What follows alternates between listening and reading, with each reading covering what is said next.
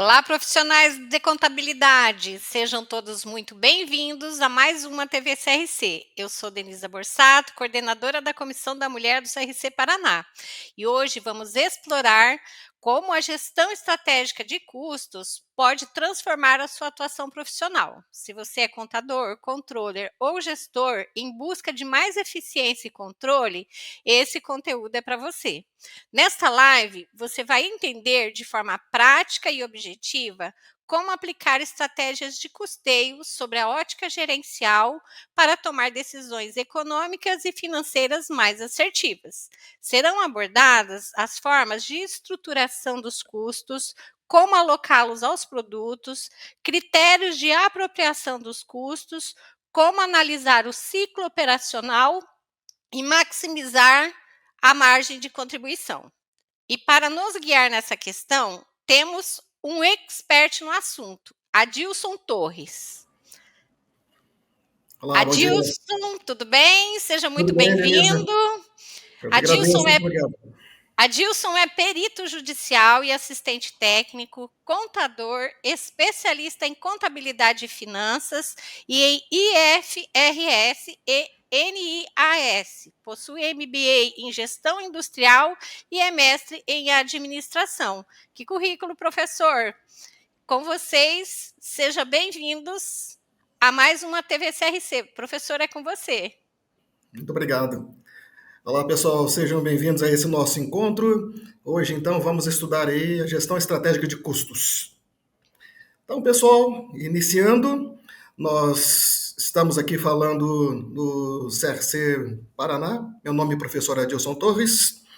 Então, vamos lá. Nós, então, estaremos estudando, conforme já falado pela Denisa, o sumário, que eu não vou repetir, vocês já ouviram, mas alguns tópicos aqui interessantes, que nós vamos ver também métodos, e esses métodos são aqueles que a gente vai e deve usar, analisar quando deve usar, né? Que é método de departamentalização, a gestão do lucro, a questão de análise das restrições. Então, vamos lá.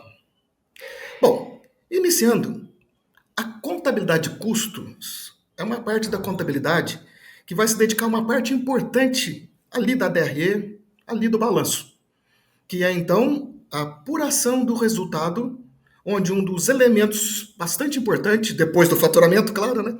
É então o custo do produto, o custo do serviço, o custo da mercadoria vendida. Então, ele decorre dos esforços, né, que nós fazemos para ter, então, o produto, o serviço. Então, esses gastos, esses sacrifícios de recursos que são utilizados para a obtenção do produto, dos serviços, são recursos consumidos, ativos consumidos, estoques consumidos, a transformação que ocorre quando é o caso no estabelecimento empresarial. Então, a contabilidade de custos objetiva, então, basicamente, é esses três tópicos. Determinar o resultado contábil, o resultado contábil, seja ele para fins de contabilidade societária, seja para fins de contabilidade gerencial. Nosso foco aqui vai estar voltado, então, ao aspecto gerencial, tomada de decisões, tá bom? Mas esse custo que nós adotamos pode não ser exatamente aquele ideal para tomar decisões. Então, a gente vai usar um outro método diferente de custos lá na minha contabilidade? Eu não posso fazer isso, né? Eu tenho que seguir a regra contábil, no caso das normas de contabilidade, a NBC 16, né, que trata sobre os estoques, que é basicamente, então, o quê? O custo por absorção, que determina, então, o quê? O estoque inicial e final de matéria-prima, produto terminado ou em processo, o custo da produção, o custo do produto vendido e os resultados. Quando é um processo comercial é mais simples, né? Não tem o quê? O processamento, né? Não tem o processamento ali, né, do material, né? Claro que a gente tem o quê? Os processos dos serviços, né? Bom, outro objetivo, então, da quantidade de custos é o quê? Manter o controle das operações. Então, além do aspecto contábil, o controle. Então, devemos, né, usar as informações para analisar, então, esse comportamento. do custo ao longo do período, seja, né, numa visão de composição do resultado, seja numa visão de evolução, né, vertical estratégica, né? E com isso, então, preparar orçamentos. E com isso, então, estabelecer um padrão, porque é com base nesse custo padrão que eu vou, então, tomar decisões, né? Olha, eu tenho que fazer um produto, custa 10, ele saiu por 12, por quê? Né? O padrão dele é 8, é 10 e eu fiz ele por 8. Por quê? Né? Tem que ter explicação para os dois lados, tá certo? Então, o padrão também ajuda a gente o quê? Determinar responsabilidades, determinar o preço de venda, a gente só sabe o custo real depois que termina o período, né? Só depois que termina o período, né? Então, em função disso, a gente determina toda a gestão da empresa, né? O volume de produção, a capacidade física, o ponto de equilíbrio, em função do quê? Das margens. Né? Então, daí, o outro aspecto é o desempenho, né? Analisar, então, o que eu devo fazer? Comprar, vender, aumentar as vendas, diminuir, aceitar ou rejeitar encomendas, decisões como alugar, comprar, arrendar, né? Então, pessoal, a apuração de um resultado, esse é o esquema básico da apuração do resultado, né, conforme o autor da Clóvis Padovese, olha que interessante, ele mostra aqui, olha, receita, os componentes dos custos. Então, os componentes dos custos são o quê? Gastos para o produto. Os gastos para o produto, então, no caso de uma empresa industrial, seria então o quê? Material direto, indireto, mão de obra direta, indireta, gastos de fabricação, depreciações, amortizações, aquilo que está lá na fábrica, né? Lá no chão de fábrica. Aquilo, então, que sacrificamos para obter o produto. Numa empresa comercial, a gente não tem o quê? Essa alocação de todos esses itens aí, né? De mão de obra, de gastos de fabricação. Nós temos o material, né? Nós temos o material. Bom, adicionada a isso a variação positiva ou negativa dos estoques, nós temos então o quê? O gasto para o produto. O gasto para o produto. Então, com isso, nós faremos uma outra subtração, né? Um outro confronto, que seriam os gastos para o período. Aquilo que não está ligado diretamente ali ao chão de fábrica, à produção, né? Que seria então os gastos operacionais, administrativos, comerciais, financeiros. Aí o lucro operacional. Daí os demais resultados, e nós temos então o resultado líquido, lucro ou prejuízo, né? Então, como eu disse no início, nós temos os limites legais que nós devemos seguir na nossa contabilidade. A contabilidade é uma só, né? O que a gente faz é extrair dessa base de dados, ainda mais hoje com sistemas de tecnologia, de apropriação de dados, de mineração de dados, né? Então a gente consegue fazer muita coisa hoje com inteligência artificial, não é isso? Então lá na nossa contabilidade principal, o que nós temos lá, né? Os componentes do custo de produção, como eu disse, né? O método custeio por absorção. Norma Brasileira de Contabilidade número 16, NBC-TG 16, e que está em linha com o regulamento do Imposto de Renda, o RIR 2018. Então, o que é esse custo por absorção? É, então, o quê? O material alocado e a transformação. O que é a transformação, então? A mão de obra aplicada e a estrutura aplicada. Equipamentos, instalações, supervisores. E aí nós temos, então, os gastos gerais de fabricação. Então, com isso, nós temos o custo por absorção, ou seja, absorve todos os gastos ao produto. Será que esse é o melhor método para a tomada de decisão? Bom, nós temos então uma divisão que a gente faz dentro dos custos, né? Que é chamar, por exemplo, custos diretos, que é aquele então que nós conseguimos atribuir ali diretamente ao produto sem qualquer dificuldade de sacrifício. A gente consegue, claro, mediante algum controle, né? Se eu não tiver controle, né? Então, por isso que em custos é muito interessante, né, a gente fazer a ficha técnica do produto, né? Quais são os componentes? Igual a receita de um bolo, né? Quais são os componentes, né? Esses componentes físicos. E, claro, a gente atribui ali a precificação, né? Bom, então esses são aqueles que são consumidos nos produtos, nos recursos, nos serviços. E nós temos, então, aí o quê? A matéria-prima, né? Matéria-prima. E como é que a gente controla isso? De acordo com a ficha técnica, né? De acordo com a formulação do produto, a gente vai requisitando isso internamente lá do almoxarifado, tá? E apropriando essas quantidades ao produto. O outro, então, seria o quê? A mão de obra direta, que seria, então, o pessoal produtivo, vamos chamar assim, né, que estão ligados ali diretamente ao produto, né? E eles têm, então, o valor de contratação. E aí você tem também o quê? Encargos sobre isso, você tem benefícios indiretos, né? Incidências trabalhistas e tributárias. Então, a gente encontrando aí o custo da hora e de acordo, então, com o controle do processo, a gente vai, então, atribuindo aos produtos a parcela que o produto consumiu, que o processo consumiu, dessa mão de obra que a gente tem, então, a precificação unitária, né? Então, vamos um pouquinho mais para frente. O que seriam, então, os custos indiretos? Os custos indiretos, então, são aqueles que estão lá dentro da fábrica, no ambiente fabril, no ambiente de processos, e eles não são material nem mão de obra, obviamente, né? Então, eles são necessários, né, para atribuir, para obter o produto. Só que aí começa um problema, que é aí que começa, então, a criar as dificuldades para analisar também, né? Para analisar também, que é a divisão desses gastos comuns aos produtos. Então, essa divisão, ela vai ter que utilizar, em alguns momentos mais ou menos, algum tipo de artifício. E esse artifício ele pode ser, em alguns momentos, bastante significativo ou pode ser menos significativo, né? A gente pode amenizar isso, né? Por exemplo, né, o quanto do aluguel se divide numa linha de produção que tem calças e camisas? Metade?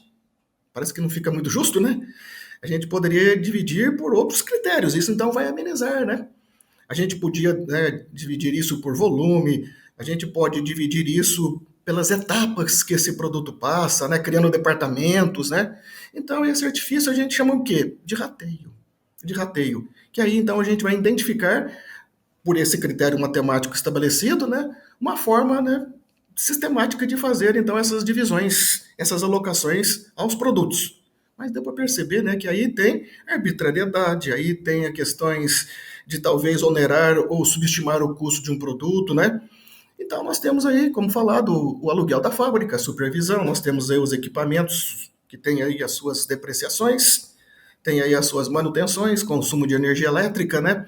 Então tudo isso vai lá então para esse custo indireto. Então aí que começa então a nossa visão gerencial que a gente tem que ter, né, sobre esse contexto, né? Como é que eu vou trabalhar essas informações no âmbito gerencial se eu tenho a incidência aí, né, de questões que são subjetivas, questões que podem subestimar ou subestimar um processo, um produto, tá? Então, nós temos a possibilidade de ter, então, a classificação de alguns custos como direto, né? E talvez eles vão ter que ser classificados como indireto devido à dificuldade do controle. Eu poderia até fazer uma depreciação direta ao produto, mas eu deveria ter muitos controles. Então, quanto mais eu refino, né, um processo, mais controles eu tenho que ter. Então, aí entra o custo-benefício também, né? Também. Tá? Então, o que eu devo fazer é procurar o máximo de esforços possíveis dentro do razoável e do custo-benefício, o que pode ser dividido de forma não arbitrária. Porque daí os custos vão ficando o quê? Mais refinados, tá vendo? Já estou melhorando. Tá? Então, com isso, eu devo ter como meta, né, tratar os custos quanto mais diretos possíveis. Só que tem situações em que não vai ser possível de jeito nenhum, né? Tá vendo? Alguns existem formas de amenizar, né? Como, por exemplo, o aluguel, espaço ocupado, né? Então, são coisas que já vão melhorando esse refino dessa questão, né, da arbitrariedade, tá certo? Quanto mais relevante for esse custo, mais eu tenho que me empenhar em fazer isso, né? Mais eu tenho que me empenhar em fazer isso. De repente, olha que coisa interessante. Até por técnica, por teoria, né? A mão de obra é ligada ali ao produto, o funcionário produtivo, né? Ele é um custo direto. Se você não tiver o controle da mão de obra, como é que você divide isso, por exemplo, em calça e camisa, duas linhas de produtos? Difícil, né? Impossível, né? Você vai ter que ratear, né? Então eu consigo até fazer o oposto, né? Transformar custo direto em indireto. Então cada vez que eu faço isso, eu estou o quê? criando mais obstáculos, né, para que eu então enxergue o negócio e tome decisões assertivas, que é o objeto da nossa conversa, né? A questão então, né, da informação gerencial. Então, quanto mais eu tiver uma omissão com relação a isso, né, mais vai impactar nisso, tá? Porque tudo tem algum grau de subjetividade, né? O que prejudica a qualidade da informação, tá? E que pode ser relevante ou não relevante. Agora, os gastos, né, para o período são aqueles que independe se você produziu nada, capacidade plena, parte da produção, você tem aquele gasto administrativo que ele se mantém. Claro que em algum momento você vai ter que mexer na estrutura, mas ela não é sensibilizada necessariamente pelo volume de produção. Olha, esse mês eu produzi 1.000 itens, agora esse outro mês eu produzi 800 itens. As despesas e gastos administrativos comerciais tendem a ser o quê? Insensíveis a isso. Talvez alguns comerciais, como comissões, né, possam ser sensibilizados, né? Pode sim, tá? Mas, na maior parte das vezes, despesa com propaganda, né, despesas ali com a área de TI, RH, são áreas, então, que são voltadas à gestão do negócio, né? E não necessariamente à produção do produto, né? Ok? Então, entendido quais são esses elementos dos gastos da empresa, a gente pode então visualizar neste exemplo aqui, né, neste gráfico aqui, essa alocação. Essa alocação. É uma alocação interessante, apontada aí pelo professor Luiz Martins. Olha que interessante. Você tem ali, né, os produtos A, B e C, bem no meio da tela. Você tem do lado direito, né, a apuração do resultado, a DRE, receita menos custos, menos despesas, e o resultado, né? Olha lá. Como é que é composto, então, os produtos A, B e C? De custos, do lado esquerdo, né? Custos diretos e indiretos. Os custos diretos, nós vamos alocar o quê? Pelos controles, né? Pela ficha técnica, pela requisição, a mão de obra, então, pela alocação da mão de obra ao tempo consumido, né? E os indiretos, conforme falado, um rateio. Então, aí nós temos o custo de A, B e C. Para onde é que vão, então, esses valores que foram alocados aos produtos? Lá para o meu ativo, né? Lá para o meu ativo. Que se for uma empresa que tem ciclos mais curtos, né, vai lá para o ativo que é circulante, né? Nós temos lá estoque, então, de material, nós temos estoque de produto em processo, estoque de produto acabado, são todos o quê? Bens que a empresa tem, bens de curto prazo, bens circulantes, que compõem o capital de giro. Tá? Já vamos direcionando as palavras, né, para a gente já pensar de forma gerencial, né? Então, nós temos ali esses investimentos que podem ser vendidos. E a gente tem, numa empresa industrial, então, essas três fases, né? Primeiro, o investimento é no material que está lá no ativo, depois o material é consumido, ele passa, então, para uma segunda classificação, que seria, então, produto em processo, e depois, então, quando o produto é totalmente concluído, ele, então, passa a ser ali produto acabado. Então, isso aí é o quê? Estoques. E à medida, então, que esses estoques vão sendo realizados, vendidos, eles vão, então, o quê? Para o resultado, para apurar lucro ou prejuízo. Então, enquanto eu estou investindo, ele não vai para o resultado. Enquanto eu estou investindo, ele está no estoque. Quando é que eu vou ter um custo? Quando eu vender. Eu tenho um estoque, por exemplo, de R$ 1 milhão, venda zero. Quanto que eu tenho de custo no resultado? Zero, né? Então, em termos de proporção linear, vamos imaginar que eu tenha um estoque de 1 milhão e eu tenho, então, uma venda de R$ 600 mil. Tá, e quanto é que isso representou dos estoques que foram consumidos? Ah, representou, vou dar um número aqui aleatório, 40%, né? 40%. Então, 400 mil vai ser custo. Vai ser custo, que vai confrontar com a receita, 600 menos 400. E do estoque de 1 milhão, o 400 então que eu consumi vai ficar então lá de 1 milhão menos 400 consumido, e vai ficar lá 600 mil no ativo, lá nos meus estoques. E aí então eu confronto o que por fim? As despesas. As despesas. Tá vendo que aqui a gente tem o quê? Uma apuração geral. Primeiro aspecto aqui em relação ao resultado da visão gerencial. Tá vendo? Eu estou vendo o resultado dos produtos. Qual produto que ganhou mais? Qual produto que é o mais importante para a empresa? Vocês estão percebendo? A gente não visualiza isso. O resultado contábil ele é o quê? Consolidado. Ele não mostra os departamentos, ele não mostra matriz e filial, ele não mostra unidades de negócio, os departamentos, tá vendo? Lá internamente na empresa, eu tenho tudo isso, né? Ou deveria ter, né? Porque se eu tenho tudo isso, né? Ou não tenho e vou começar a fazer exatamente isso agora, eu vou abrir isso, né? Eu vou abrir isso, então, né, ao máximo que eu puder. Lembrando que quanto mais aberta a informação, melhor. Quanto mais eu abro uma informação, mais dados eu vou ter e vou ter, então, que começar a refinar, né? O que é importante, né? E a outra coisa também, né, que vai aumentando o quê? O custo do processo, né? Nada de graça, né? Então, se eu começo a fazer isso, eu vou começar a usar o quê? O tempo das pessoas para isso, né? Eu vou ter pessoas por conta disso, né? Eu vou ter que ter sistemas, né, por conta disso. Então, a hora que eu começo a pensar no aspecto gerencial, eu tenho que mudar também a visão de controle, a visão interna de gestão do negócio, ok? Então, à medida que eu vou refinando isso, eu vou tendo o quê? Mais clareza do que está acontecendo, né? O que acontece? Qual é o problema desse custo por absorção, né? Que ele absorve todos esses materiais, tá? Por meio dos controles. É exatamente o confronto de um custo geral, que eu não estou vendo por produto, né? Que tem ali, em alguns casos, né? A possibilidade de um alto grau de subjetivismo, né? O que torna, então, isso inadequado para a tomada de decisão? Sim. Para algumas coisas, tudo bem, né? Por exemplo, para análises geral de necessidade de capital de giro, de liquidez, de endividamento, de EBITDA, de apuração de dividendos, apuração de impostos, inclusive, né? Tá ok, tá tudo bem. De impostos, quando a empresa é lucro real, ele tem que ajustar, né, lá na base fiscal lucro real, né? Adições, exclusões, compensações, né?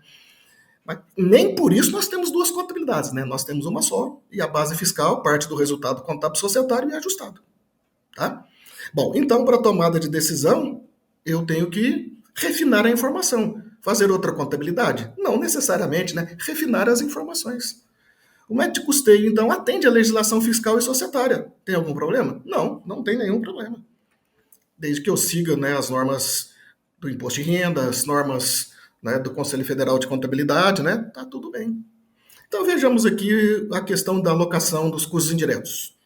Eu tenho, por exemplo, ali, né, os salários do departamento de apoio, 200 mil. Eu tenho despesas do departamento de apoio à produção, 90 mil. E eu tenho, então, depreciações, 150 mil. Tá, isso me totalizou, então, o quê? 440 mil no período. No período. Uma delas, eu tenho que analisar aquela, então, que é menos traumática, vamos dizer assim, né? Menos impactante, menos arbitrária, para fazer essa divisão, tá? Depois a gente vai falar como amenizar isso. Então, primeiro estamos escolhendo as melhores formas de divisão e depois a gente vai ver, né, se a gente eliminar totalmente a divisão, né?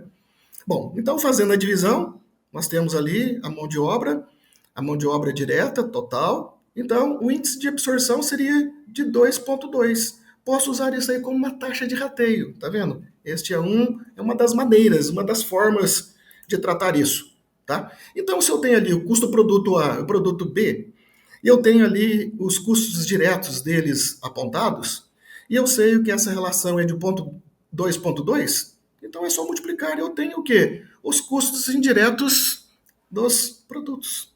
Dos produtos. Então, apurando junto com os custos apropriados, nós temos ali então o material, nós temos ali a mão de obra, tem ali os custos absorvidos, no caso apurado acima, aí eu tenho o custo do produto A e do produto B. É uma maneira, tá vendo? Então, se eu melhorar isso, o que ajuda? Transformar isso em departamento. Quer ver como que isso vai melhorando? Isso também vai ser útil para fins gerenciais. Não que não será útil. Não será útil o quê? O valor final, né? Vamos ver como é que é isso. Bom, então para não onerar muito o produto, né? E não tendo principalmente essa homogeneidade nos custos em relação aos departamentos, eu posso dividir em departamentos. Ou seja, por exemplo, o produto A, se você prestar bem atenção aqui no exemplo, na coluna acabamento, tá vendo? Ó, quantas horas ele usou? Isso aqui é horas de processo, né? Quantas horas ele usou de acabamento? Nada. Então, tudo que gastar em acabamento não deve ser alocado ao produto A. Opa, já melhorou. Por exemplo, no corte, os processos são corte, costura e acabamento. Aqui, então, total de horas, 1.000 horas. 300 horas então para A, 700 horas então para B. Olha lá que interessante. eu tenho o triplo de horas gastas lá no departamento de corte por produto B, o triplo, né? Tá vendo? Ele não pode receber os mesmos gastos. Já estou melhorando, não estou? Estou melhorando o refinamento, né? Então, se eu fizer essa divisão desse gasto indireto, a gente chama ele aqui resumidamente de CIF, né? Com base nessas horas, olha lá como é que melhora. Eu separo, então, quais são esses gastos lá da fábrica. Então, tem que levantar esses gastos. Depois, então, eu vou ver quem é que gasta isso. Por exemplo, energia elétrica. Tá vendo? Eu já vou ter, para ter condição de dividir isso, né? O máximo que eu puder de controle, de marcações, se possível até de relógios, né? Ou então de capacidade de consumo, né, de cada recurso, né? Aí você tem, então, gasto de cada departamento. No caso aqui, energia elétrica, mão de obra indireta, nós temos aqui aluguel, depreciação, material indireto, e os valores, então, divididos em cada departamento. Corte, costura e acabamento. E aí, então, nós temos as horas totais dos departamentos na tela anterior. A mais B em cada departamento, do total de 1.000 horas do processo, né? Eu tenho, então, por departamento A mais B, qual é a hora, por exemplo, lá do produto A, né? Sai mais 300, 400 horas. Que se eu dividir por 76, dá 191. 191. 191 por hora. Agora, se eu multiplicar na coluna no quadro de baixo, esse 191 por 100, eu vou saber então que 19, né, foi o que 19 mil reais que o departamento de corte deve ser alocado ao produto B. Desculpa, produto A. No caso, então, o produto B, 300 horas, o valor da hora é 191,50, então 57,450 o valor dos custos indiretos do departamento de corte deve produto B. Tá vendo? Se eu somar 19 com 57, vai dar os 76,600 e assim por diante. Assim, então, foi feito, né, com costura, acabamento e o total. Então, eu vou ter o mesmo valor, só que melhor distribuído. Melhorou? Melhorou muito. Inclusive, aqui já dá para fazer alguns análises, né? Já dá para fazer alguns análises. Já estou caminhando para o aspecto gerencial, né? Já melhorei. Ficou perfeito? Ainda não, né? Mas já melhorou bastante. Já consigo ver onde é que eu gasto. Aqui eu já consigo ver se tem desperdícios. Já consigo atribuir gastos aos gestores e por aí vai, né? Então, continuando, nós temos então aqui uma apuração dividindo então os resultados A, B e C. A, B e C. E se eu separar tudo aquilo então que é fixo, tudo aquilo que é fixo, e tirar isso da conta, tudo aquilo então que não varia de acordo com o volume, de acordo com a produção, mesmo que seja custos e despesas. Então aqui tem os preços de vendas e tem aqui alocado aos produtos, na segunda linha, os custos e despesas variáveis. Então, se eu tirar um do outro aqui, né, que é a terceira linha, o que eu acho? Eu acho a margem de contribuição unitária. Margem de contribuição unitária. Essa margem em relação ao valor de venda, que é a quarta coluna, eu vou ter a margem de contribuição percentual em relação ao produto. Da agora, vezes o volume, né, eu tenho o quê? As margens de cada produto. Então, essa é a melhor informação para ser trabalhada. Mas e aquilo que é fixo, seja custos e despesas, não tem que pagar? Aquilo que não varia de acordo com a produção? Tem. Só que, independente do que acontecer, esses gastos vão existir. Então, a margem de contribuição vai servir o quê? Para ver o quanto de cada um desses produtos, né, quanto cada um deles está contribuindo para que pague esse gasto. Não que ele vai ser desprezado. Ele vai ser, no primeiro momento, isolado para eu decidir qual é o produto que eu devo trabalhar. Aumentar a margem, aliás, aumentar o volume, aceitar a demanda, né? Ou, se possível, por que não, né? Aumentar a margem, né? Olha, a margem está muito pequena, né? Será que o custo desse produto aqui não está muito caro? Né? Ou o processo dele precisa ser melhor adotado, revisto? Então, aqui nós temos isso em um outro quadro, tá vendo? A gente já está distanciando ali, né, do modelo societário, né? Aqui a gente já vai ter um outro quadro, né, que você tem ali o produto A e o produto B e as informações, preços, o unitário, variável unitário e a margem de contribuição de cada um deles, tá vendo? Então, com base na primeira linha do primeiro quadro, 625 volume A, 250 do volume do B. Isso, então, vezes todos esses unitários, o que é que a gente tem ali? A gente já tem um resultado, tá vendo? A gente já consegue pensar, projetar o resultado. Tá? E agora, o que eu tenho aqui? Eu tenho o resultado aqui por produto. Eu tenho o resultado aqui por produto. Eu sei, então, que o resultado por produto, a margem de A é 500 mil, a margem de B é 447, 947 de margem total. Está muito próximo aqui uma da outra, né? Será que tem algum produto que é melhor que o outro? Né? Então, olha que a gente olha aqui na última linha, olha lá, margem relativa. O 500 mil aqui de margem total do A em relação ao 947, ele representa 53,8, né? Então, quem está mais contribuindo para cobrir o fixo? É o produto A. E qual é esse fixo? Está aqui o 560. Então, isso aqui é que vai determinar o quê? Se eu vou atingir o ponto de equilíbrio, né? O ponto de equilíbrio é quando eu pago isso. Eu não atinjo o ponto de equilíbrio quando eu não cubro isso. Então, até certo ponto, a gente trabalha sem ganhar nada, é só para cobrir isso, né? A partir daí que eu começo a ganhar alguma coisa. A escala, né? A escala. Tá vendo? Então, aqui que eu vou analisando, né? O que eu devo agir, né? Produto que talvez eu deveria aceitar, né? Um pedido ou rejeitar algum pedido. Aí falta o quê? Colocar isso no contexto operacional, né? É só aceitar o pedido? Não, né? Tem limitações, né? Tudo tem limitações. E na empresa não é diferente, né? Pelo contrário, né? E tem muitas limitações, não é assim?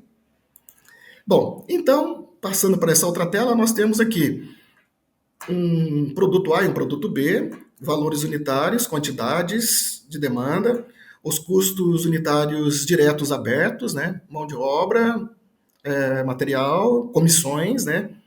Tá vendo aqui? Eu não fico preso ali, né? Isso aqui é despesa, isso aqui é receita. Não, se eu tenho alguma coisa que tá ali, lembra que eu falei? A comissão não tá variando se eu aumentar ou diminuir, né, as vendas. Sim, né? Tem que separar isso, né? Tem que separar isso. Então, desse volume total que eu tenho que cobrir, olha lá, no quadro, no último valor do quadro, 16.560, é isso que eu tenho que cobrir. Isso é gerado do quê? Os demais gastos que são fixos, não varia de acordo com o volume, com a produção. Seria então depreciações, controle de produção, controle de material.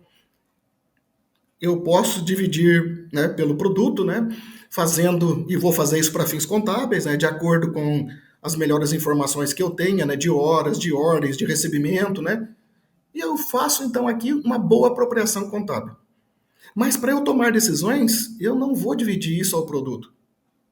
Mas e se eu dividir, o que acontece? Tem certeza que isso impacta? Vamos ver se impacta mesmo? Então eu vou insistir em fazer o contrário. Eu vou insistir que o custo por absorção que eu tenho que observar para a legislação societária, eu vou fazer isso também para questões de decisão. Será que tem algum impacto? Tá? Então, esse exemplo aqui, lá do livro de controladoria do Clóvis Padovese, olha que interessante que traz para nós aqui. Você tem aqui o produto A e o produto B, com base nos dados apresentados. Então, eu tenho o quê? O custo total por absorção, valores diretos, indiretos, fixos e variáveis. Produto A, 62,80. Produto B, 154. Agora, a gente tem que pensar como que a gente vai dividir aquele 27, aquele 15,560. Então, baseado numa premissa que a gente até já falou atrás, agora há pouco, né? Vamos ver isso com relação à mão de obra total. Quanto é que é a mão de obra total? R$ 27.600 no período, no mês. Então, isso com relação ao fixo representa quanto? 60%. Então, como é que eu poderia levar esse valor ao produto? Se ele representa 60% da mão de obra, então no produto A, lá, 0,6 sobre 18, que é a mão de obra, tá vendo? Então recebeu 10,80 de alocação. Por isso que chegou no 62. Como é que o produto B, então, seria alocado por absorção esse custo indireto? Olha lá, 60%, né? 60% da mão de obra é 35, 60% 21, 154. Agora, então, montar o resultado. O resultado total foi venda 102, custo 100 e resultado 1.880, margem 1,8. Tá vendo? Isso aí foi o valor total. Puxa, uma margem pequena, né? 1,8. Será que eu não consigo melhorar essa margem, né? Consigo, né? Vamos ver. Será que eu consigo? Será que se eu fizer alguma modificação, ou melhor ou pior? Então eu já fiz uma primeira divisão gerencial, apesar de ser o resultado societário e fiscal, né? Eu vou abrir em A e em B, né? Pelo menos eu acho que eu vou ter uma melhor visão. Se 60 é o preço unitário de A e o custo unitário de A é 62, eu perco 2,80 por produto. Olha, para cada produto que eu vendo, eu perco 2,80. Será que eu deveria vender isso? Lá, o produto B, eu tenho um valor de venda, que está nas premissas anteriores, né? Valor de venda 200, o valor de 154 apurado acima, colocando, então, um contra o outro, margem de 46. Puxa, que margem bacana, né? Margem bacana. O A eu tenho 4,7% de prejuízo. 4,7% de prejuízo. O produto B eu tenho 23% de lucro. Se eu pôr isso em volumes, vezes 1.300 o produto A, vezes 2,80, eu perco 3.640. O produto B, que eu tenho um ganho de 46 por produto, vezes 20, eu ganho 5.520. 5.520 menos 3.640, esse é o resultado. 1.880, tá vendo? Fechou, não tem nada de errado. Será? Como diz os grandes mestres aí, né, da controladoria, Reinaldo Guerreiro, Padovese, Armando Catelli, né, o que eles falam aí? Fala assim, olha aí, não existe o custo, o lucro do produto. O que existe? O preço do produto, existe a margem do produto, mas não existe o custo do produto. Tá? Isso a gente faz para fins, então, de apuração do resultado total. Então, aí está tudo bem. O problema está em abrir isso e você dizer que aquilo ali é uma verdade absoluta. Não é. Será? Vamos testar? Olha, eu não disse que o produto A é ruim. Vamos parar de fazer o produto A? Só que eu tenho os 16.550 para pagar, não tem? Tem. Ele foi dividido. Então agora ele vai ser assumido por quem? Pelo produto B. 120 unidades. Então agora ele vai ter aí, né, um overhead, vai ter que carregar isso, né? 138 por unidade. Olha lá, que os valores unitários não se mantêm. Né? O que mudou? Foi apenas o CIF, só que ele foi para 271 de custos. Agora eu vou vender só 200. Não é porque eu não vou vender o A que eu vou vender mais do B, né? Então, isso não é uma verdade absoluta, né? É uma coisa que pode ser pensada, né? Mas aqui estou considerando que não vai ter aumento de demanda no produto B. Olha lá, o produto B vezes 120, ele fatura só 24 mil. 271, que é o custo, vezes 120, 32.520. Eu perco 8.520. Como que eu parei de produzir o produto A, que dá prejuízo, e eu tinha lucro total, e agora eu tenho o quê? Prejuízo total. Prejuízo total. Piorou, né? Piorou. Por que será que piorou, né? Porque não existe lucro do produto. O que existe é o quanto que cada produto contribui de margem para pagar ali aquele valor mínimo. Daí para frente, então, tem outras coisas, né? Tem que pagar ainda despesa financeira, tem que pagar aí a remuneração do capital, tem que pagar impostos, né? Tem um monte de coisa que tem que ser pago, né? Se a gente fizer uma conciliação no final do quadro, olha lá, o resultado de B foi 8.520. Menos o lucro, que tinha, 1.880, a diferença dá 10.400 positivo. O que é esse 10.400 positivo? Essa é a margem que A dava para a empresa. Foi uma péssima ideia? Foi, né? Foi uma péssima ideia. Mas por que, que o 16 não se alterou? Porque quando a gente mexe, né, num mix de produção, aumenta ou corta uma linha, no primeiro momento, né, essa estrutura da empresa não é alterada, né? Não é alterada. Você não vai desmontando ali imediatamente uma empresa por uma decisão de mix, né? Isso para você aumentar ou diminuir uma estrutura, né? Isso é de acordo com o tempo. Na hora que você vê que a empresa cresceu, precisa aumentar a estrutura, né? Os custos não são fixos indefinidamente, obviamente, né? E nem também as despesas, os valores, né, se mantêm, né? Eu estou diminuindo a produção e aí não preciso de tudo isso. O que eu vou fazer? Eu vou vender isso, inclusive apuro algum resultado, né? Mas a princípio não é isso que acontece. A princípio não é isso que acontece, tá? Bom, então aqui vamos voltar na premissa anterior posta. Que eu vou levar para o resultado gerencial. Veja bem, isso aqui não pode ser feito, eu vou extrair da mesma base de dados, eu não preciso ter outra escrituração. Ainda mais com as tecnologias, né? Com os refinamentos, com as parametrizações, BI, né? A inteligência artificial, né? Consigo fazer tudo isso aqui com as tecnologias até com uma certa facilidade, né? Isso foi difícil no passado, onde tudo era manual, né? Então nós temos ali o produto A e o produto B, tá vendo? Os custos. Agora o A custa 52 e o B 333. Veja que material, mão de obra, comissão não alterou. O que é que eles não estão absorvendo? Os custos indiretos. Aqueles custos, né, que a gente chamou eles de fixos, né? De fixos, aqueles que não variam, né? Com a, a, a, produção, com o volume. Tá? Então agora eu vou fazer o mesmo quadro, o A e o B, 333 vezes 52 vezes 120. 2.880 menos 3.640. 2.880 menos 3.640 E agora, então, o que a gente tem lá no produto A?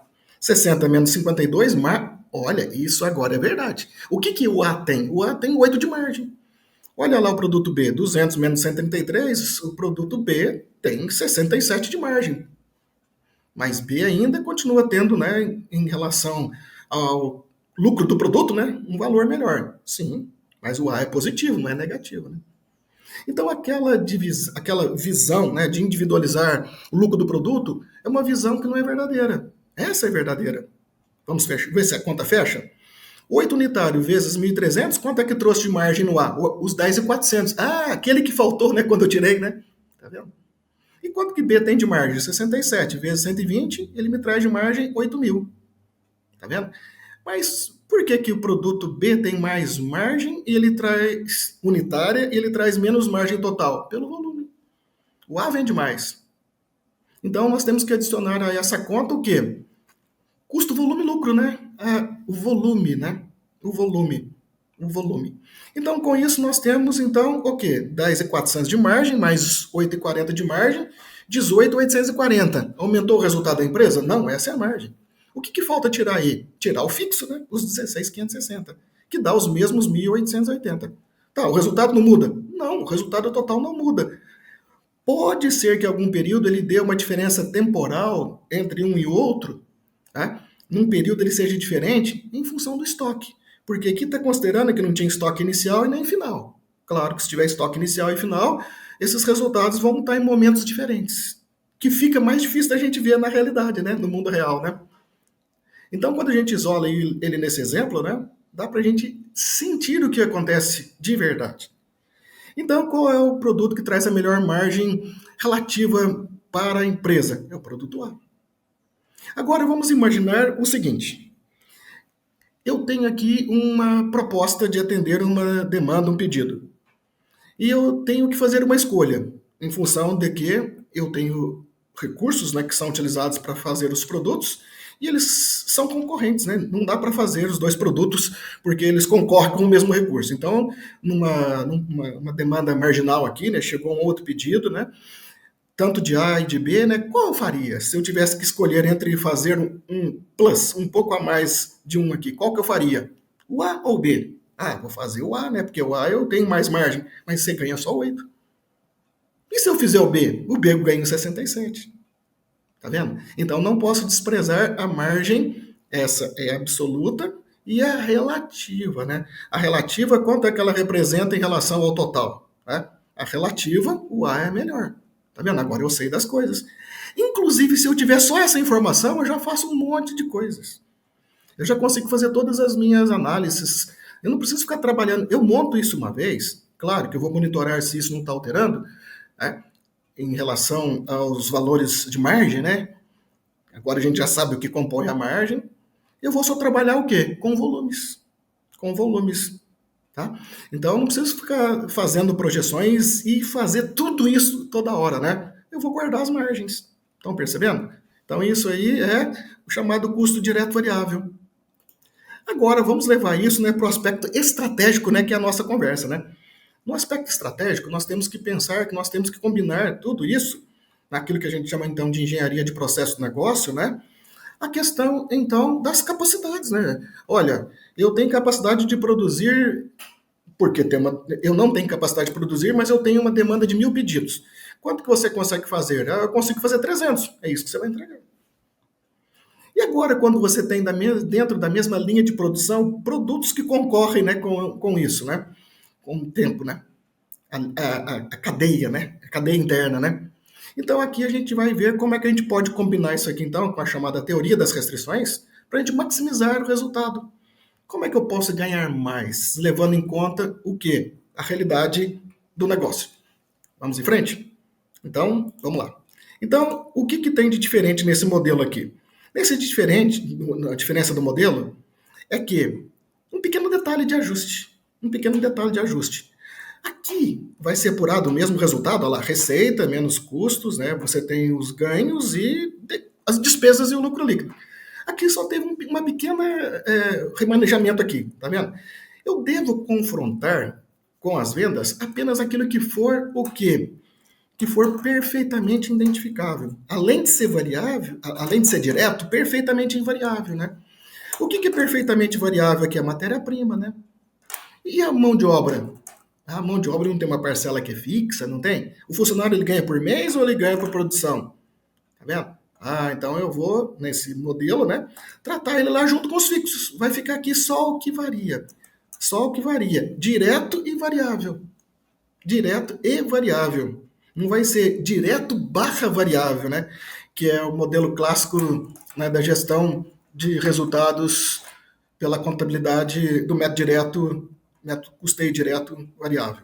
Por isso que fala método custeio direto variável. Aqui não, aqui é só o método custeio direto. Tá? Esse pequeno ajuste, mas vai fazer toda a diferença. Por quê? Vamos ver. Quando a gente tem que tomar uma decisão de mix, nós temos então que pensar o quê? Primeiro no contexto. E é o que não ocorre muitas das vezes. Porque as pessoas cumprem metas, né? Essas metas é o quê? Atender o máximo que puder de pedidos, a produção produzir o máximo que pode, e aí cada um então corre para atender o seu, a sua igrejinha lá, né? E às vezes, se eu querer o melhor de cada um deles, não significa que é o melhor de todos. Por quê? Vai começar a haver concorrência entre eles. Como assim? Olha, eu vendi e vou colocar para a produção que ele tem que entregar isso, né? Mas será que ele vai produzir as coisas certas? Será que ele vai produzir tudo isso, né, que foi requisitado, que foi já vendido, assumido, né? É o que a maior parte das empresas fazem, né? Então aqui nós vamos fazer uma composição de mix, mas levando em conta, claro que tudo isso tem que ser pensado, né? O contrato, compromisso com o cliente, imagem, né? Tudo isso, né? Mas vamos pensar assim, né? Qual que eu ganharia mais, né? Eu tenho que pensar em mim, né? Qual que eu vou ganhar mais, né? Vamos ver? Então, dentro desse contexto, então, o que, que nós temos aqui? Esse exemplo aqui, né? Para a gente finalizar, então, o nosso encontro estudando, então, este modelo aqui, né? Tem aqui um caso, né, feito ali, né, pelo Thomas Covert, né? Muito bacana, interessantíssimo, né? Tá aqui esse caso para a gente fazer. Vamos chamá-lo aqui de um estudo de caso, né? Então, eu tenho aqui o seguinte cenário. Bom, o que foi excluído, que existe, que complica mais ainda, né? A gente tem que tirar, senão a gente não vai entender. Impostos, faltas e falhas de funcionário, atraso e falta de material, problemas de paradas de máquina, quebra e por aí vai, matéria-prima, né? Não, não teve nada disso. Isso existe também, né? Tá, qual é o negócio? Fábrica de camisa. O que é que fabrica? Dois tipos de camisa. Camisa de homem, aqui a gente vai chamar de CH, camisa de mulher, CM. Quais recursos que essa empresa tem? Um corta e o outro costura. Tá vendo? Eu tenho uma linha de processamento, né? Então quer dizer que eles concorrem entre si, né? Com o quê? Com o tempo, né? Com o tempo. Cada um tem um operador, cada recurso tem um operador. Tá, só que para costurar tem que primeiro cortar, né? Vamos ver qual é a capacidade disponível? Então a capacidade disponível então foi do quê? De 2.400 minutos. Por quê? 8 horas por dia, 5 dias.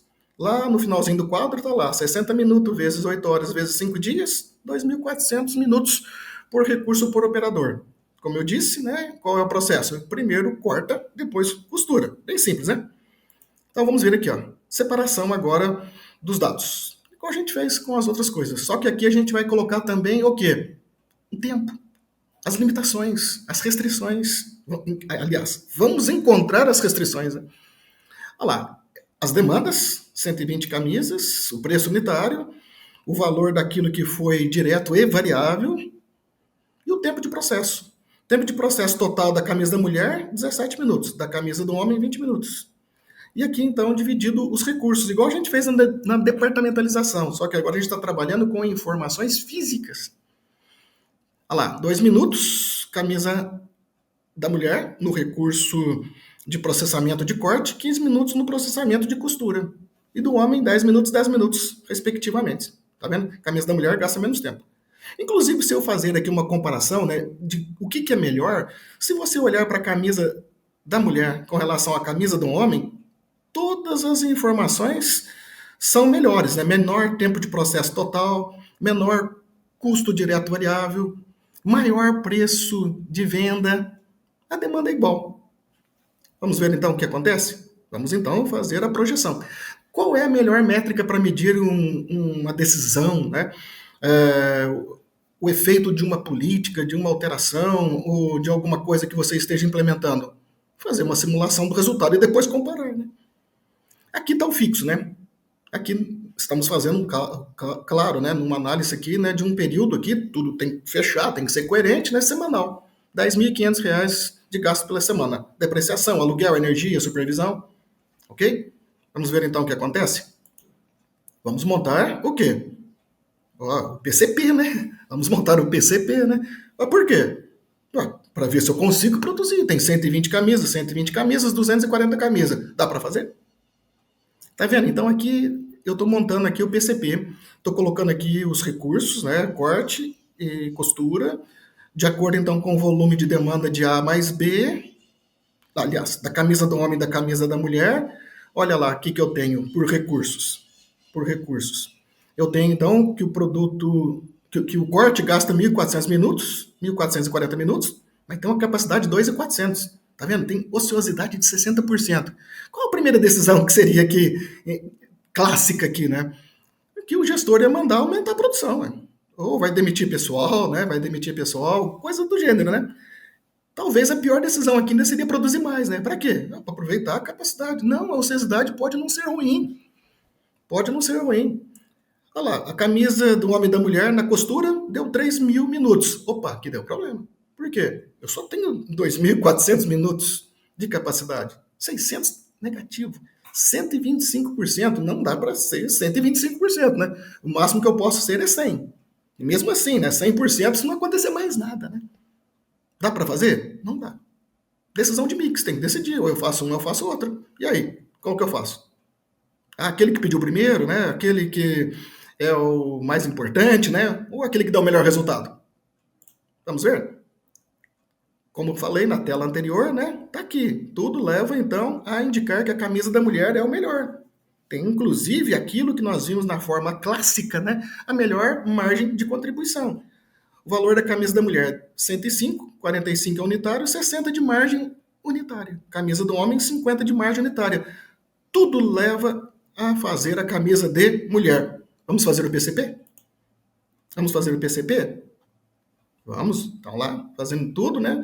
O que aconteceu? Eu ainda aumentei aqui, né, a ineficiência, né, do recurso A. Vai gastar ainda menos tempo, né, 840. Eu vou fazer menos, né, porque eu decidi fazer mais da camisa, fazer exatamente o pedido da camisa da mulher e diminuir o pedido da camisa de homens, né? Olha lá. Com isso, o que aconteceu com a costura? Fazendo 120, 120, 2.400, 2.400, 100% da capacidade. Então, o que foi decidido aqui? Que a diferença seria a camisa de homem. Deu para fazer? Deu. Agora, a pergunta é, e daí? Ganhei ou perdi? Olha lá. Resultado. DRE ajustado a este modelo de decisão, né? Eu tenho ali, então, com o resultado das margens, né? A camisa da mulher deu 7.200 de margem, a camisa do homem deu 3.000 de margem, tá tudo correto, a camisa da mulher tem mais margem mesmo, né? Dá 102 de margem, 10.200 de margem, só que eu tenho 105 para pagar, não dá para pagar. Então, eu fiz 120 camisas de mulher e o tempo que sobrou eu fiz 60 camisas de homem. Tá, dá para fazer? Dá. Ganha dinheiro? Não. Fecha a empresa. Ou será que eu deveria usar a visão estratégica aqui, a gestão estratégica? Vamos ver?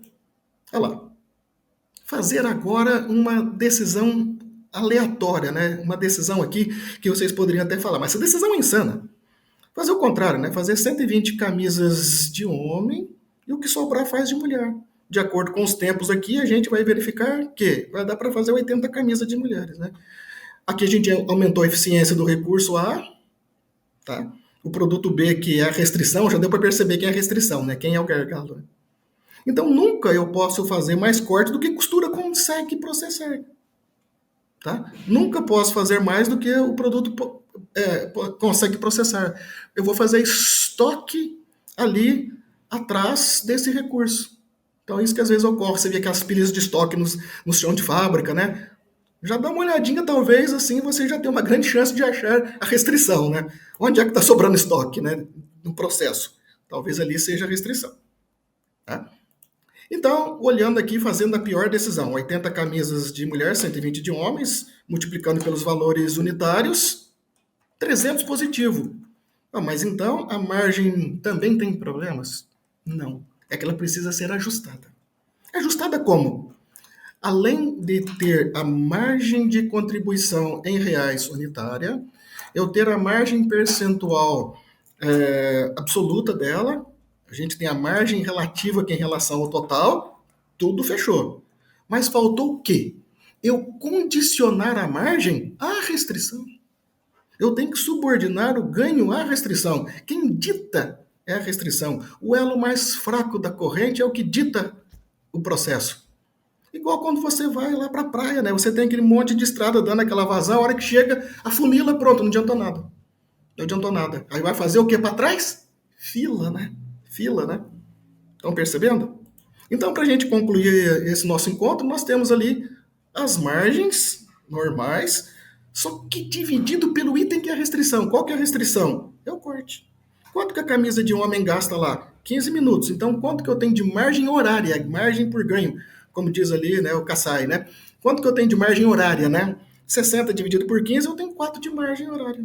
O produto camisa do homem, R$ 50. É menos, mas só que ele gasta menos tempo do recurso precioso, que é 10 minutos. Qual que é a margem do produto da camisa do homem? R$ 5. Tá vendo? Qual tem a melhor margem? Não é a camisa da mulher, é a camisa do homem. Aquele que tem a maior margem em função da restrição. Ok? Aqui então nós temos as referências adotadas, né, na construção do material. Ok? E pronto. Concluímos aqui. Vamos ver aqui, né, o nosso bate-papo aqui, né? Professor, excelente explanação. A sua expertise, ela trouxe dicas valiosas para nós. Professora Dilson, nós já estamos indo para o final do nosso evento. Nós temos algumas perguntinhas aqui. Vamos lá. Professor, ainda existe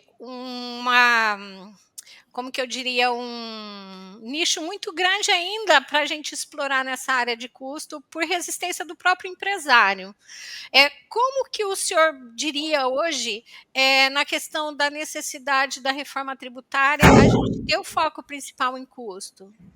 Olha, como que a gente tem observado, né, pelas informações, né, que pode onerar alguns setores, né, eu tenho que procurar agora maior eficiência na empresa. Não adianta eu tirar de outro lugar, né?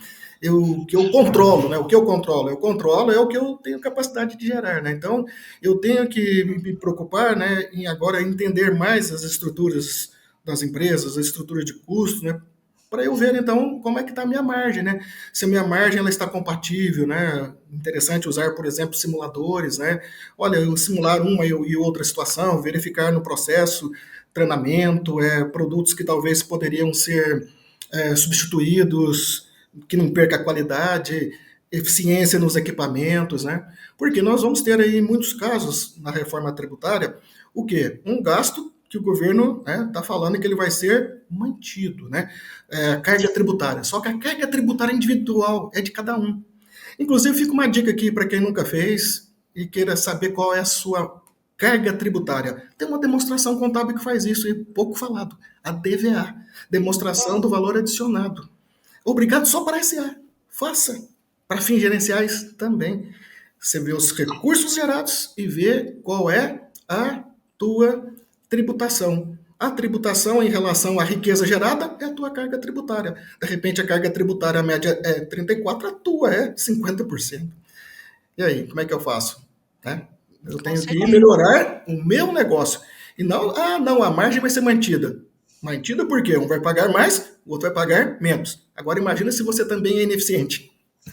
Com certeza. E, professor, isso começa desde o MEI, né? Então, recente teve uma notícia, né, que 30% das MEIs, elas foram excluídas, né, do MEI, ela já vai direto no lucro real por explodir o faturamento. Então, assim, se tivesse já tido atenção lá, talvez não, mas assim, a MEI, ela tem que ter a consciência de que ela é para crescer, né? Então, assim, qualquer coisa fora disso é sonegação. Né? Então, essa preocupação nossa é em relação a isso também, enquanto profissionais. Com O que certeza. acontece? Tem muito empresário que ele confunde o papel do contador. Né? Esse trabalho todo é uma assessoria, uma consultoria que leva um tempo. Né? E ele paga lá R$ 900 por uma contabilidade. Como é que o contador ele vai conseguir fazer todo esse trabalho lá? É um serviço à parte. Aí eu Isso. pergunto para o professor, qual que é a sua dica aí para o profissional dar um plus aí nos honorários contábeis, né? Que é um Nossa, nicho muito grande, né, para nós. excelente pergunta, Denise. Bacana. Às vezes a gente reclama tanto da nossa profissão e o que tem de alternativas, oportunidade. Tem profissões que não tem tudo isso, eles estão saindo da deles e vindo para a nossa, e a gente reclamando. Sim. Quando sai uma coisa nova, uma legislação nova, os advogados comemoram, né? Opa, tem mais coisas para a gente discutir, teses e alternativas, ganhar dinheiro, né? Quando vai lá para o contador, nossa, tem uma coisa nova, tem que aprender, eu sempre fiz assim, né? Então a gente tem que sair um pouco desse mundo aí, né? Eu sugiro também, quem nunca fez, né, pensar em fazer um curso aí, né? Até uma coisa para você talvez explorar legal aí, ó. Marketing na contabilidade, marketing para contador. O contador tem que pensar o quê? Que ele também tem que vender um produto dificílimo de ser vendido, né? Trabalho técnico profissional. Agora, o que a gente tem que colocar? Utilidade. A gente está vendendo muito commodity, a mesma coisa, aquilo que se o outro fizer um pouquinho mais barato e tiver o mesmo padrão de qualidade, não haveria dúvida troca. Pode ser que algum até faça concorrência desleal, né? Fazer mais barato, mas também vai fazer um serviço pior, né? Que é o que normalmente ocorre, né? Mas olha como que eu posso fazer aqui uma questão aí de participação de mercado, de ampliar os ganhos do escritório, por exemplo, né? Oferecer mais no meu portfólio, né? Mais produtos, né? Como, por exemplo, esses dos aspectos gerenciais. Não que eu vá deixar de fazer, a função do contador é tudo. Tem gente que fala que o aspecto tributário, as obrigações acessórias não faz parte da contabilidade, tudo faz parte, né? Você pode até escolher, né? Eu quero fazer um e não fazer o outro, né? Agora, se eu sou uma empresa que queira fazer os dois, vai ser o melhor dos mundos, né? E é justamente nesse ponto é que eu vou conseguir me diferenciar.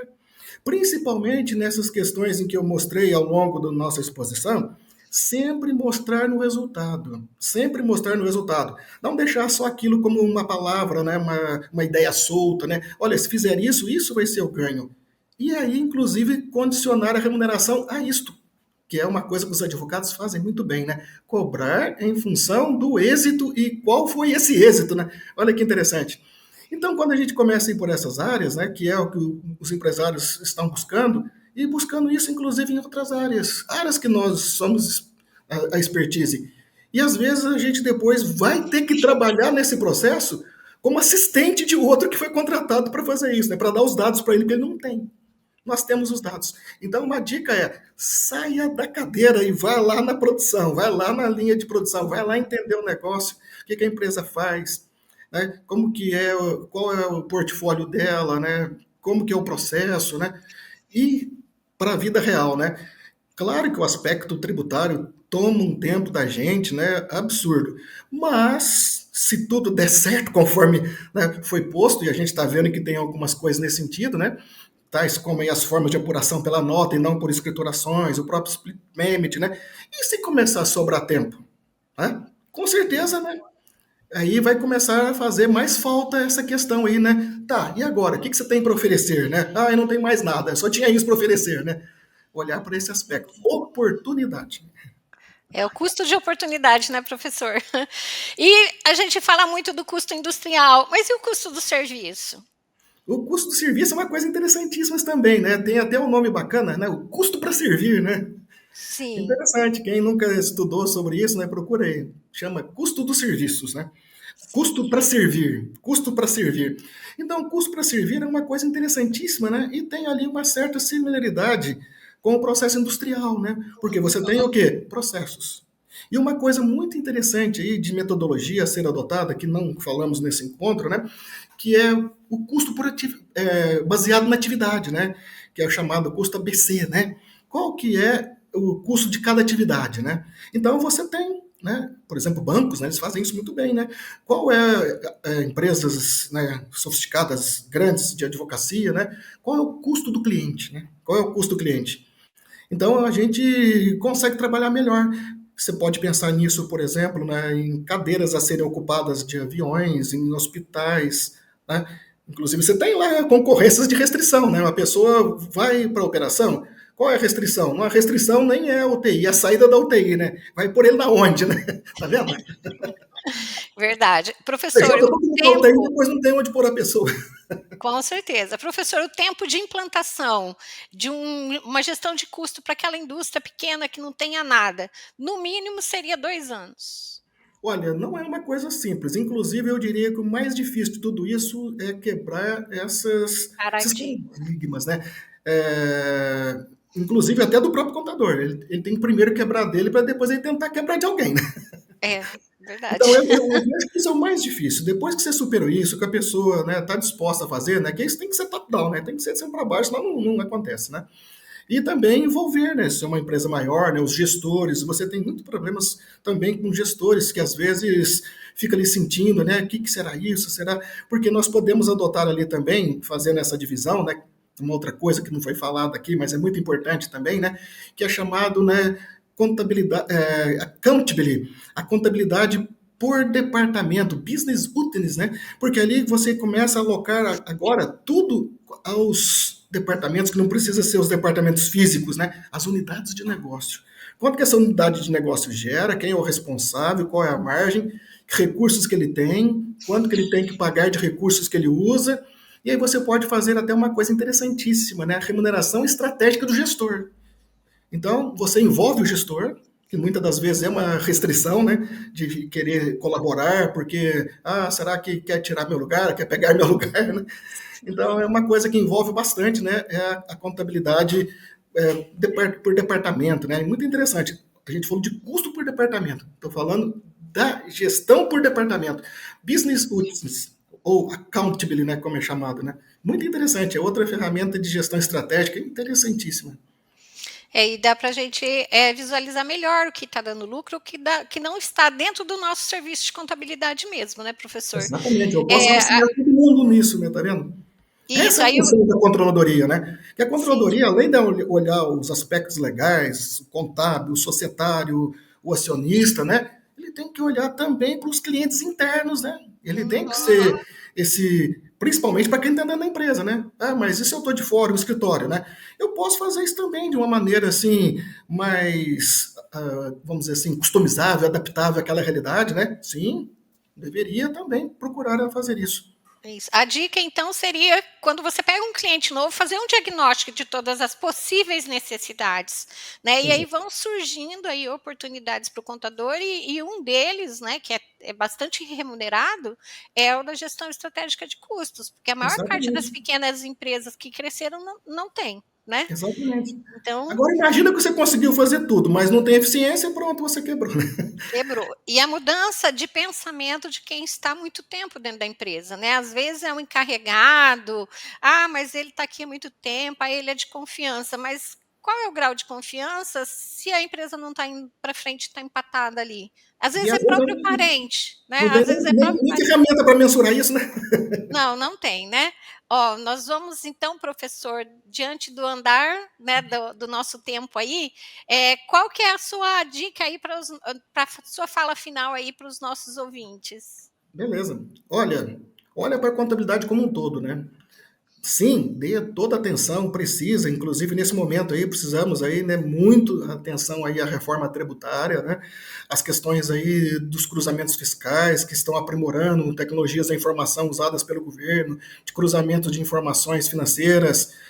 Com isso, eu já vou melhorando o processo. A hora que eu começo melhorando o processo, colocando na cabeça das pessoas que eles devem trabalhar de forma mais organizada, melhor, eu já vou criar até esse ambiente para eu fazer a segunda coisa, que é o quê? Usar essas informações. Porque se eu usar informações falhas, corrompidas, para tomar decisão, aí é o pior dos mundos. Não existe coisa pior do que você ter informação errada para tomar uma decisão. Eu tenho informação, tá, só que ela não serve. Aí você vai para um lugar pior ainda. É igual o GPS que te leva lá para um lugar perigoso numa cidade, né, comunidades perigosas, né? É a mesma coisa, foi uma informação, né, não adequada, né? Mas ali era o melhor caminho, né? Melhor caminho baseado no quê? Só em quilômetros? Sim, verdade. Professor, mais uma vez, em nome do CRC, muito agradecida, que tenhamos outras oportunidades. E Muito obrigado, assim, Denise.